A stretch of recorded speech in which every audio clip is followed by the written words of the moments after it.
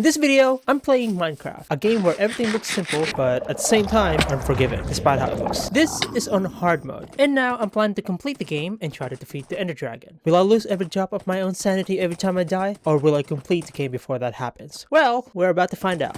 Let's go.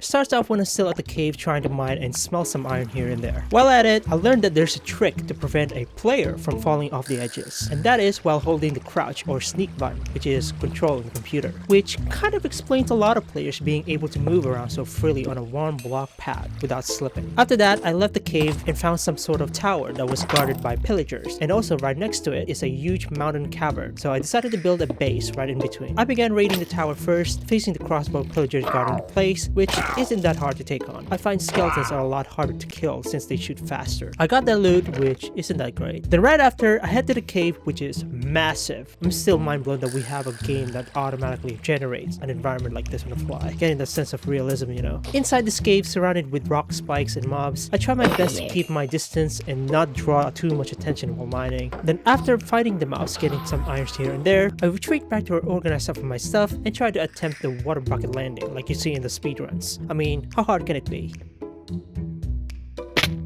That was harder than I thought it would. Let me try that again. Anyways, after that embarrassing attempt, I found another Warden Slayer. Of course, I went the other way and ignored it, and eventually found a deeper entrance down, which seems to be something much worse. They called it the Ancient City. And yep, it's literally the Warden Zone. I came all this way, so I might as well take a look around quietly. I might find something good. Not long after, I disturbed the Warden, so I tried to keep my distance away from it and went back after a while. I kept looking around and found a chest with decent loot and items I've never seen before. The place is pretty huge, but right up ahead it gets even more surrounded with alarms, and I'm still inexperienced to face that kind of difficulty. So I decided to back away from it and look to mine for irons and diamonds. Then as I went up to return to the surface, I reached a dark cave full of mobs. I couldn't get a time to tower myself up to escape, and it inevitably led me to my death. Wait, I also lost all my loot I got from the ancient city and some of my diamonds. Oh my god. I respawned from my bed, grabbed some of my leftover stuff, and went onwards in this mountain area. I just kept dying from the fall and constantly getting jumped by the mobs. After several deaths, I managed to get out with plenty of irons, enough for me to have a full suit of armor. Then I continued to move on to a new place to mine. While at it, I stopped by when I saw a few horses along the way, and I decided to tame another one and see if I get a faster horse. And luckily, I did. Oh yeah, I am speed. Then right after, I kept traveling with my horse for 10 minutes and eventually found a village right up ahead. Wait, it says the village from last time. Well, how is that even possible? I stopped by this village real quick and continued my journey only to end up in the same village again. Like, bro, what? I swam across the water this time, kept going, and eventually reached a different village. I quickly looted the place and found another mountain cave that is so deep and also mixed with moss biomes in it. I decided to build a base here because I've seen this type of biome when I used to fly around in creative mode, and they are basically the best place to mine resources aside from the mineshaft because of how very well lit they are to prevent mobs from spawning, and they are full of water to bring me up and down, and full of friendly axolotls too. After spending time and gathering enough resources in this area, I decided to take the next step and make a portal to the nether. Okay, I think this is how the speedrunners does it. If they have a bucket of water lava and do it like this. Okay, now what? I'm just gonna mine the obsidians. After that really noob attempt, I was planning to wander around and find a lava pool in the area, but I was worried that I might get lost. Then I learned that you can make a compass that can lock onto a point at the location if you make a block called a lodestone. So to make this, you need a cobblestone, smelt them into stone, craft them into brick stone blocks, turn the stone bricks into slab, turn them into chiseled stone blocks, surround the iron ingot with a chiseled stone block, and get myself a lodestone. Now for the compass, it is simply just one redstone dust with iron ingot surrounding it. Then right click the compass to the place lodestone, and then bam, this thing will point to this block no matter where I go. Unless the block is on another dimension, then I have to make another compass and lodestone and place them in that dimension, especially on the nether. Now that I got a compass, I was thinking the lava pools on the surface might take a while to find, so I might as well just go back to the cave and try to look for some in there. I freaking hate the creepers, man. I continued exploring around the cave and did not expect to find this, which is behind the water elevator entrance part, which is a huge lava lake. Well, that'll do it. I tried going down down there to mine some resources and get the obsidian for the portal, and head back to the surface. I placed the portal and prepped some food and dirt blocks in my inventory. I also have a piece of golden armor to blend in with the piglins just in case. I'm ready to go to the netherworld. I placed the lodestone to avoid getting lost in this place, then I towered up and looked around, and to my surprise, I saw a bastion just a few blocks away from the portal. This is my first time seeing one in the game, but I've seen them many times while watching videos where players use gold to trade items. Let's see what we can find.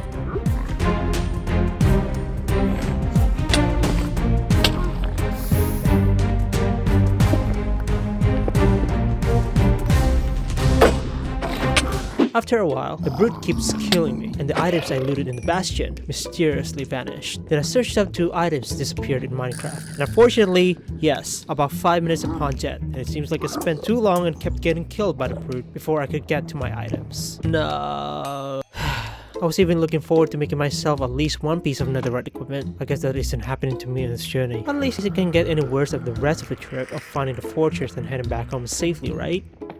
Right?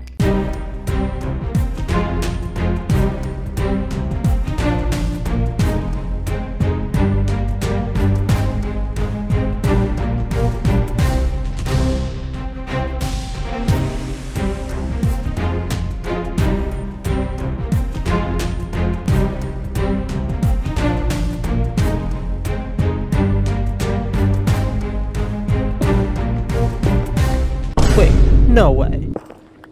So what do you think it is? No way. An hour later, I couldn't believe that I made it through the fortress just by digging straight through the wall. I carefully go around and find blazes for the blaze rods and try my best to avoid the wither skeletons, because we all know they are one of the most powerful units in the game. Then as I thought the path was cleared, this happened. Oh!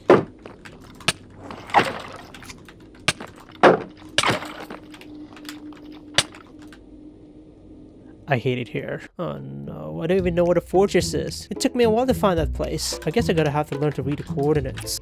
Oh great, it's freaking maths. After a while, I got really lucky that I found my way back, and I'm still getting used to reading the coordinates. Thankfully, this glowing stone tree is what makes it easier to find this tunnel. And yep, my stuff is completely gone. Getting killed by a wither skeleton literally withered my stuff away. Thanks a lot, game. I carefully took my time to get the blazes for blaze rods. Then after I get enough, I went through the treacherous back home with little to no food, like something you would hear from your parents' school trip backstory. Then I safely managed to get back to the surface. After that, I packed up my stuff to bring with me, craft an eye of ender, throw it, and follow it to a stronghold. After a while, I arrived at the place. I kept going and going and going till I finally found the inn portal for almost half an hour. Then before I proceed to face the ender dragon, I did some preparation by finding a nearby cave for extra resources or a village to loot. And to my surprise, I'm not far from the place I was previously from, like 2 bases ago. I believe that was the same tower I mentioned earlier. I began preparing for the final boss by getting a lot of foods, backup resources, damn it, and dirt blocks,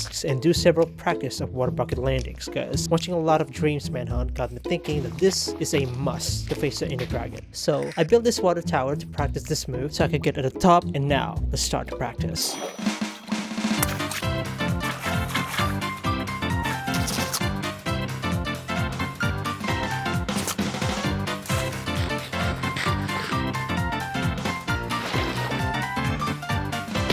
Okay, I'm not gonna lie, it is harder than it looks. The chances of me pulling that off are pretty low, which means I think I'm ready.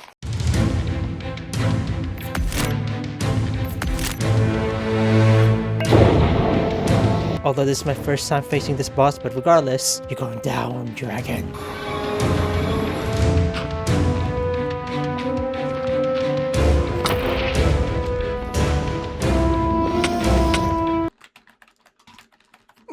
No! My stuff!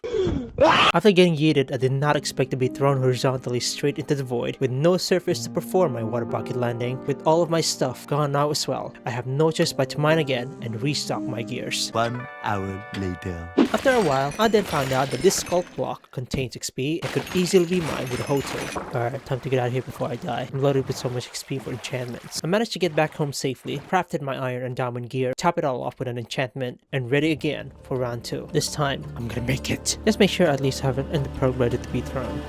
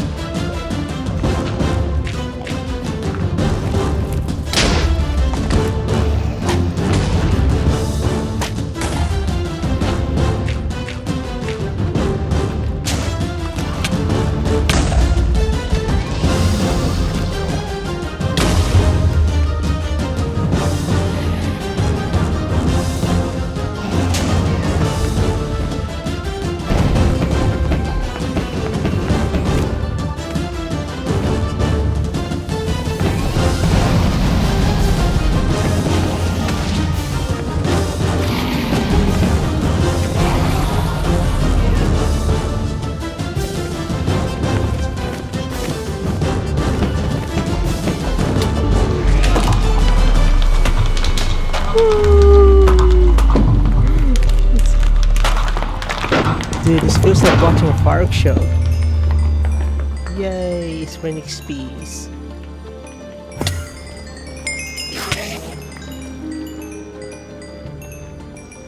I finally managed to take down the Ender Dragon. During the mid-fight, I was thinking of letting myself die just so I could bring my horse to the fight to make it more epic. But apparently the dragon's health would reset if I did die, so it's a good thing I didn't risk it. And the water bucket landing was a little too risky. It was the reason why I chose the Ender Pearl over it, and I would have lost my mind if I got yeeted again to the void and lost all my stuff. So I'm just glad this is all over. So pretty much after this, it is considered that the game is completed, and as much as I want to explore these areas, I would like to end the Minecraft adventure here and move on to the next game. If you enjoyed this video, press that like and consider subscribing. So till then, I'll see you in the next one. Bye bye.